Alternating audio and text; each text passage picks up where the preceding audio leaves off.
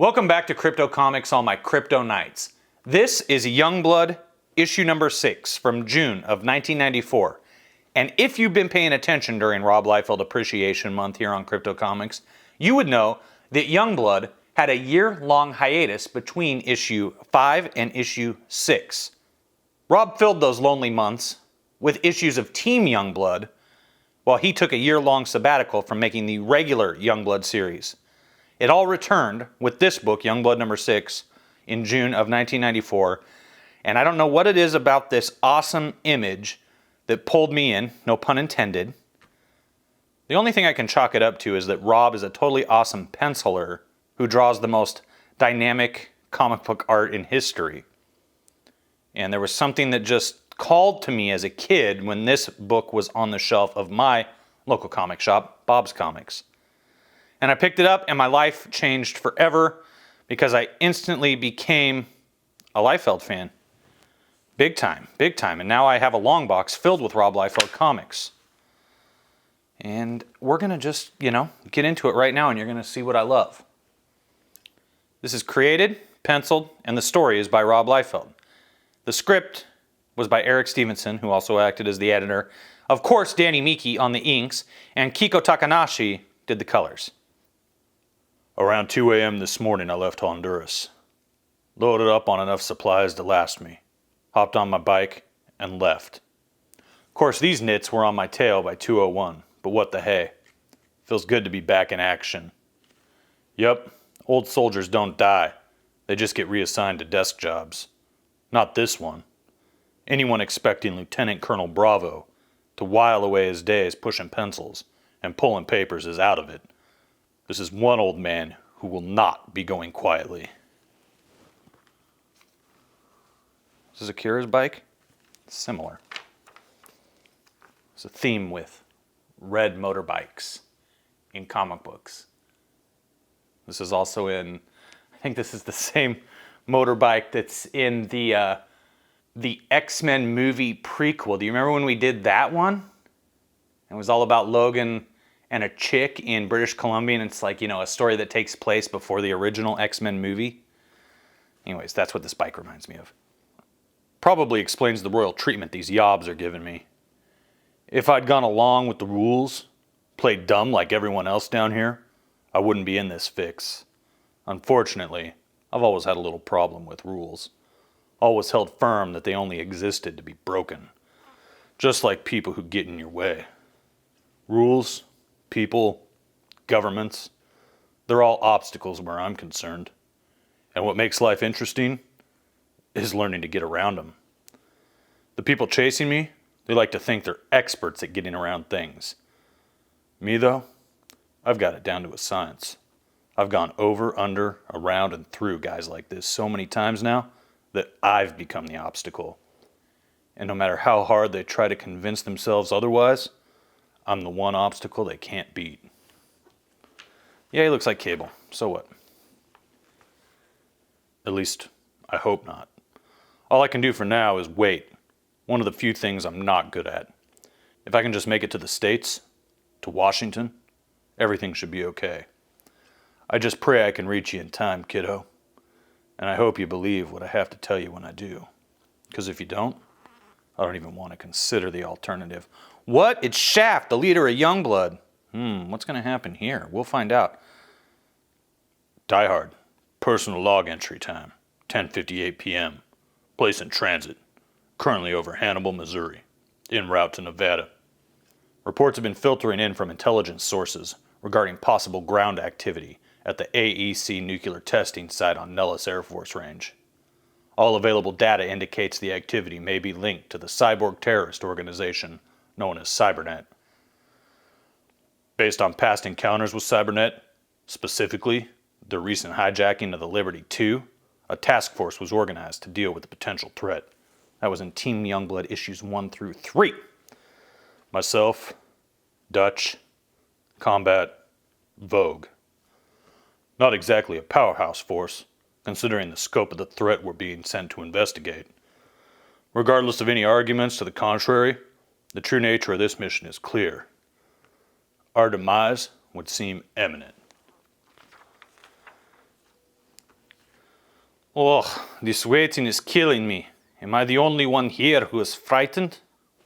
Frightened? A Catalan warrior knows no fear. Not that it matters one way or the other. The brass back home don't give a rat's ass about your fear. As far as they're concerned, we got a job to do. If you don't do it, if we get nixed out here today, c'est la vie. And you don't have a problem with it? What troubles me, Vogue, is that you do. If the warrior spirit is not within you, why are you here? Listen, can it with the warrior shtick, Combat. Vogue has every right to be worried. We all know what Cybernet's capable of. But the only way to stop worrying is to prove we're capable of more. And suppose we don't, Dutch. What then? You said we have a job to do. Have you stopped to consider that your perception of the job is vastly different from that of our superiors? It doesn't take a genius to see that our role here is not to end the threat posed by Cybernet, so much as it is to measure its magnitude. Look at us, an alien criminal, a beautiful Russian gymnast, a former member of the very organization we're being sent to confront, and the bipedal equivalent of a rechargeable battery. If we fail today, what will they have lost? There he is, a young Rob Liefeld, was appearing at Jim Hanley's Universe in New York, New York, and at the Wizard Party in Los Angeles, California. New York City. Meanwhile, in New York, well, it's good to have you back, Badrock. The show's just not been the same without you. Oh, come on, Dave. You say that to all your guests. Well, I do, but don't take it personally, okay, big fella? Big. Now there's an understatement. You're all over the place these days, Badrock. I can't believe it. Not only are you the single most popular member at Youngblood, but by gosh, you've got a hot new music video out, a popular chain of restaurants, toys out the wazinga, and a new line of clothing set to debut this fall. How do you do it? Your time's got to be running a little thin. Nah, as a matter of fact, I was sort of thinking of starting up my own late night talk show. Well, now that would be a first, wouldn't it? Superhero talk show host. Oh boy. Which reminds me, I see you've got somewhat of a pinhead there. What's that like? You know, Dave, it really was kind of weird at first. But hey, I got over it. I mean, it's all part of my boyish charm, right? That it is, Badrock. That it is. Folks, we're going to take a quick commercial break here, but when we come back, we've got more Badrock and musical guests, the beautiful South. So stick around. Kellerman! You're finished, Buster! Oh, dear heaven, she's got a gun! Oh! Looks like trouble, Big Dave. You know this chick? Just do something. Oh, come on, David. Why don't you tell him the truth? How you never returned even a single one of my calls? How you just blotted me out of your life like a nasty little stain? I'm not going to let you get away with treating me like some bimbo, David. I'm going to make you pay. Okay, time out. Let me explain this for any of you who were not around in the 1990s. There was a talk show host named David Letterman. He was extremely popular. David Letterman and Jay Leno went head-to-head every night for many, many, many years. And Dave had a female stalker. No joke, yeah, you can look it up on Wikipedia, I'm sure. Eventually, I believe she committed suicide, but she'd like broken into Dave's house and was like laying in his bed waiting for him. And yeah, pretty sketchy stuff going on there. So anyways, that's what this is all based on. Whoa! Don't worry, Dave, I got you covered. I'll be under my desk. Good idea, Dave. You just stay put while I handle Miss Fatal Attraction here. Kadoom! What? No! Oh my gosh, the whole floor's shaking. It's like an earthquake. Stay calm, everybody. I got the situation and our late night psycho babe well in hand. How do you guys feel so far about like the Keanu Reeves surfer version of Badrock I've decided to employ here tonight? Is it working out? Tell me in the comments below. Night, night, creepy girl. Huh, you know, Dave, she's kind of cute now that I look at her. Maybe you should have picked up the phone one of those times. Backstage, sometime later, you were incredible. I can't believe it. You actually saved the reigning king of late night TV in front of 6 million television viewers. Your Q rating just shot through the roof, I tell you. You're going to be bigger than big. Oh, come on, Robert. You're laying it on kind of thick, don't you think? I mean, maybe everyone was watching Nightline. What, are you crazy? They love you. No one would have missed this. There's nothing we can't do. No deal we can't have. My God. I just can't wait to see the papers tomorrow. Variety's gonna eat this up. I'm telling you, Rock, you've just redefined the meaning of fame. Nothing can stop you now. Whatever you say, Robert. Sounds cool to me. You think I'll get to meet Madonna now? The White House. What? The White House, Washington, D.C. Shaft, please, I genuinely believe you are overreacting at this point. You know the position I'm in. The president wants these changes. All I'm asking is that you go along with the program. Now I want to make it clear that this is not Bravo who we saw in the beginning. It just so happens that Rob Liefeld draws every person with white hair like Cable. True, I gotta say it. Even though I love him, I gotta say it. Yeah, go along with the program till it goes over the edge. I don't like this, Graves. I believe you have made your displeasure abundantly clear, Shaft. Don't get patronizing with me, Graves. I don't have to put up with this garbage. On the contrary, you have a contract that runs through the fall of '98. Of course, our relationship can be a turbulent one, filled with, as you say, garbage. But would you not agree things might run a bit smoother for us both if you would relax and learn to go with the flow? Trust me, I understand your discomfort in the situation, Shaft. Change is never easy. However, the Youngblood program is about bettering the human condition, making the world a safer place for future generations, not accommodating our private desires for an environment free of change. And on that slightly reverent note, I would like to introduce you to the Youngblood of tomorrow. I don't believe it. How you doing, buddy?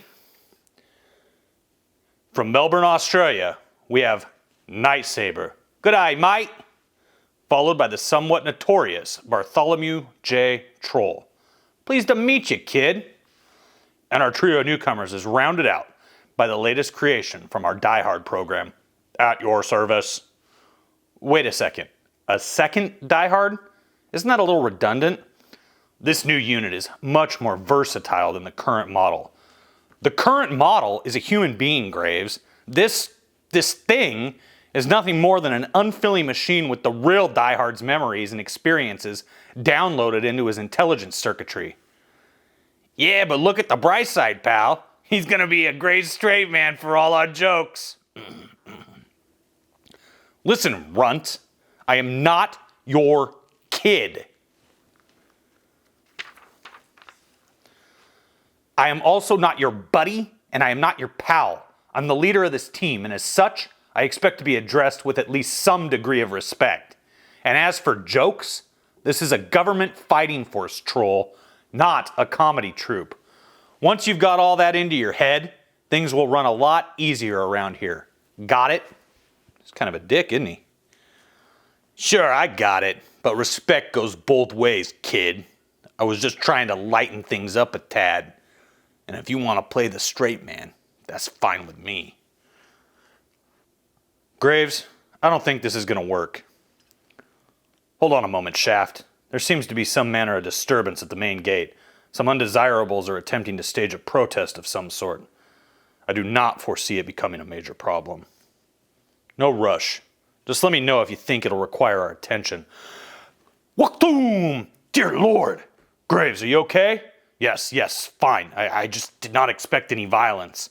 You, Diehard, what have we got out there? Over 1/2 unidentified hostiles, all armed and dangerous. What do they hope to gain by attacking us? Beats me. Maybe they just want to see your costume designer. Oh, that troll. He's so cheeky. They could sure use it. Hear me, leaders of America. Your time has come. No longer will the citizens of this country stand idly by while our society is eroded by the presence of the blasphemous new gene.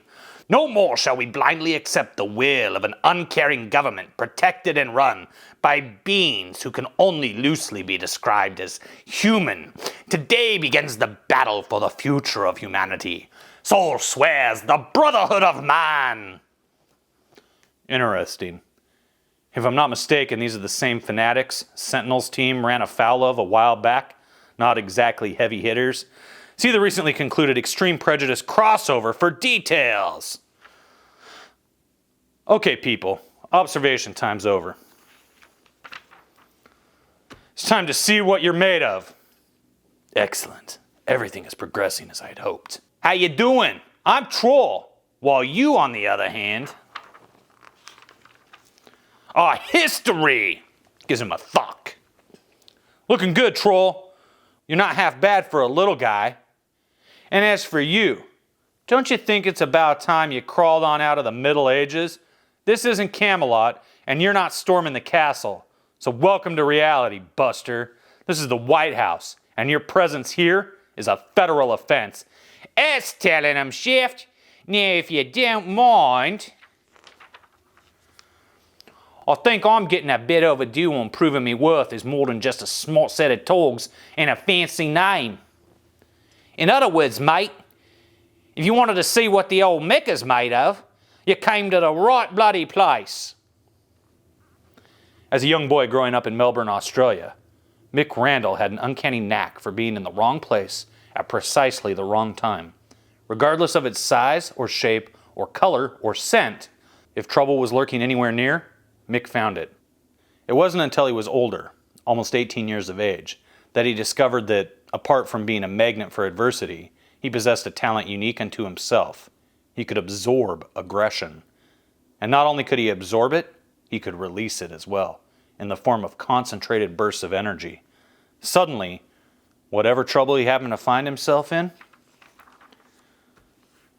was no trouble at all. Not all that bad for a first outing, eh? And here I thought I had an audience. Looks like I'll have to show Shaft me technique some other time. Vehicle approaching Westgate at approximately 65 miles per hour. Estimated impact time 0.08 seconds. Initiating preemptive assault to deter vehicle's departure. Halt in the name of the United States government. Continued resistance is futile. Shrek. You guys like Shrek? Oh, Shrek. That's Shrek. This is Shrek. I get confused. Failure to comply with demands shall only compound your situation. I advise you, once again, to halt. Holy! Continued resistance leaves this unit with one alternative. Subject to be terminated within 0.5 seconds. Incredible! I can't believe I'm even thinking this. But the new Diehard just might be more impressive than its predecessor. Hear that, Ragtop? Your ride just went up in smoke. Now, are you going to get some civility into your thick skull? Or is old BJ Troll going to have to beat it into you the hard way? Not that I got a preference either way, mind you. Not half bad for a little guy indeed. Well, so much for this, Zero. Now to... Wow! You've been taking your vitamins, ain't you? Vitamins have little to do with my design or functions, Bartholomew Troll. My physical strength is derived instead from a complex system of cyber hydraulics. See what I told you, Shaft? The perfect straight man. Excellent, excellent. An admirable performance by all. Everything is working exactly as I had planned it to. And if I am not too terribly mistaken, the media should be arriving any minute now. Wow, you guys were really something else. Mind if we get a few pictures? That's it, everyone. Move in towards Shaft. Oh, Mr. Troll, can you move out more toward the front? There, that's it. All right. John F. Kennedy Airport. Hey, come on, Robert. Calm down already. You're starting to embarrass me, man. Hey, you got any jujubes, bud? Sorry. It's just that it's got to be in here somewhere. You don't make history like that without having some kind of impact on the morning trades. I still can't believe it didn't make the front page of a single... What's the matter? Hold on a sec. I'm reading. Oh my God. Move over, Badrock. Youngblood's most popular new member is 3 feet 4 inches of dynamite and goes by the name of Troll. I think I'm gonna puke. To be continued? You betcha. But first, make sure to take a peek at Team Youngblood number 10 for the straight skinny on Diehard and Company before joining us back here in 30 for Overkill. Now, if any of you are longtime comic book fans, you have undoubtedly seen the video that's going around on YouTube featuring Rob Liefeld and Todd McFarlane with Stan Lee while they create a character together, and Stan's like ribbing them the whole time, and the character they created was called Overkill. Well, Todd and Rob wanted to bring Overkill into Image, and Marvel was like, no, we own that. That's our character now. And so they were like, all right, well, screw you then. So they created a character that was very similar and called him Overt Kill. Not Overkill, Overt Kill. Get it? I know you do. Bonus poster by Rob Liefeld and Danny Meeke. What do you think is going to happen in here? Booyah! There you go. There's the team right there. You'll notice Chapel was absent from this, but we're gonna talk about Chapel in the future. So, the new man number 4. Youngblood, the groundwork coming at you. As an added attraction for this issue, I thought it might be interesting and enlightening, if any prospective comic artists are reading this, to reproduce some of the conceptual drawings I do before actually jumping into each page. Every artist has his or her own particular approach to doing layouts or roughs, but I've always worked best when doing very tight thumbnails, usually about 11 by 5 inches in size. For me, the first step is doing a loose sketch of what I have in mind for the design of the page. After I've committed this rough visualization of the page to paper, I go in with a fine point marker, anything from a .001 to a .03, depending on the amount of detail required, and ink it. From there, I enlarge my small inked version of the page to fit the proportions of an 11 by 17 piece of Bristol board. Once I've transferred the enlarged version of my layout to Bristol board, I get started on the actual process of penciling the page. The examples printed in this section should give you a pretty good idea of the different stages each page goes through before they're ready to be handed over to inker Danny Meeke and colorist Kiko Takanashi. Enjoy. The examples on page 2 show the 3 different approaches I took toward this shot prior to settling on the version that appeared in this issue. As you can see, the finished product often differs from what I do in the layout stages. And as we can see here, it is quite different from what it ended up being, which would be this, and we can flip back real quick and find that. There it is, right there. So yeah, if you can see these, quite a change, maybe not on your phone, unfortunately. But yeah, there it is. Now, let's get on to this. Something else very important happened in Rob Liefeld's life in the summer of 1994. This is Rob. Hey everyone, thanks for joining us and celebrating the return of Youngblood. I really enjoyed working on it. I hope you enjoy it as much as I do. The brief sabbatical I took over the past year was just what I needed and helped clear my head and get my priorities straight. Honestly, I've never been happier, but quite frankly, it has nothing to do with this comic or my career. It has to do with a very special person in my life by the name of Joy Beth Creel. I can't tell you enough about this wonderful girl. She's beautiful, funny, intelligent, witty, and incredibly strong. She has a zest for life like no one else I've ever met.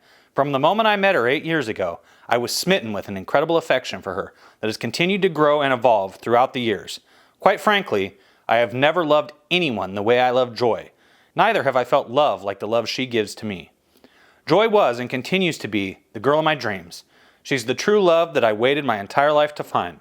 Well, I finally found it, and it's high time I did something about it. Which brings me to this, the most important thing I've ever done in my life. Joy Beth Creel, will you marry me? To be continued, happily ever after, I hope. How about that, man? Sweet Rob Liefeld, proposing in the pages of his own comic book. God, imagine the look on her face when she read this. Priceless. As far as I know, they're still married, have kids together, living, a blessed life, and God bless them. That's what I have to say. God bless them. So that is Youngblood number 6. The story, the characters, the dynamic art, the character interaction. It just sucked me in when I bought this as a kid. And I was hooked on Youngblood and Team Youngblood and Rob Liefeld ever since. And this, if I had to define one reason why I wanted to do Rob Liefeld Appreciation Month, it would probably all go back to this comic book. The blend of the characters and the concept of a superhero team who are also celebrities, I find very interesting, very forward-thinking, much more relevant today in this world of reality television and social media and YouTube than it was in the 90s. You know, I wish that this book had a little bit more of that real world feel. And when I say real world, I'm not talking about the world we inhabit. I'm talking about MTV's television show, The Real World. That was totally awesome and had amazing characters in conflict with one another. This team could benefit from that in the 21st century even more than it did in the 90s. And I have a feeling that that may have been one of Rob's inspirations for turning them into celebrities rather than just plain old ordinary superhero team. So this comic is literally why we are here today, why I am doing Rob Liefeld Appreciation Month, why I will continue this for the rest of October. And I hope that you'll stick with me right here on Crypto Comics. In fact, I hope that you will give a thumbs up to this video. If you're new, subscribe and hit that ding dong for notifications. And if you would be so kind as to back my comic book, Megawatt versus the Vampires of the Sun. That's right, my own comic book. If you haven't been paying attention, I've written not one comic book, I've written a lot of comic books. I co-wrote the backup story in Little Girl Lethal, which is still available on Indiegogo, but only for like maybe another week. There's like one last page. There is one final 2-page spread that Slick Jimmy, the creator and writer of Little Girl Lethal, is waiting on for the backup story. And then we're going to be able to get it lettered and go to print. So, you know, I anticipate that Little Girl Lethal will probably be at the printers by mid-October. I mean, it's right around the corner. So if you want to check out Little Girl Lethal, do that. I also wrote a huge 38-page story for Legends of the Lone Wolf, which is still available for a very short time on Indiegogo. That will also probably be going to the printers right around October 15th, too. Now, if neither of those suit your needs and you want something that's more colorful, more exciting, more suitable for all ages, not to say that Lone Wolf isn't. Little Girl Lethal, definitely adults only. Lone Wolf, yeah, I would say, 10 and up. Maybe you've got 8-year-olds in your family who are little toughies like I've got who can handle spooky stories. There's no language or anything of that nature in it. No real language, maybe very, very, very light, not barely PG-13, like PG-13 in the 90s, not PG-13 now. You can get away with a lot more in a PG-13 movie. But if you want something that's truly for all ages but has a very interesting political plot, check out Megawatt versus the Vampires of the Sun on Kickstarter. It's easy to find. Just go to megawattcomic.com and you can discover the story of 3 luchadors battling a coven of bloodthirsty vampires who have been abducting beautiful young women from a community of immigrants. Why they're abducting them? It's not just for food, I'll tell you that. They've got a plan that is much more sinister. Check it out, Megawatt versus the Vampires of the Sun on Kickstarter at megawattcomic.com. And, as always, thanks for watching Crypto Comics. I think I might actually come back with another review later tonight. Another look at Youngblood. So stick around. I'll see you tonight. I'll see you tomorrow. I'll see you the day after tomorrow. Right here on Crypto Comics.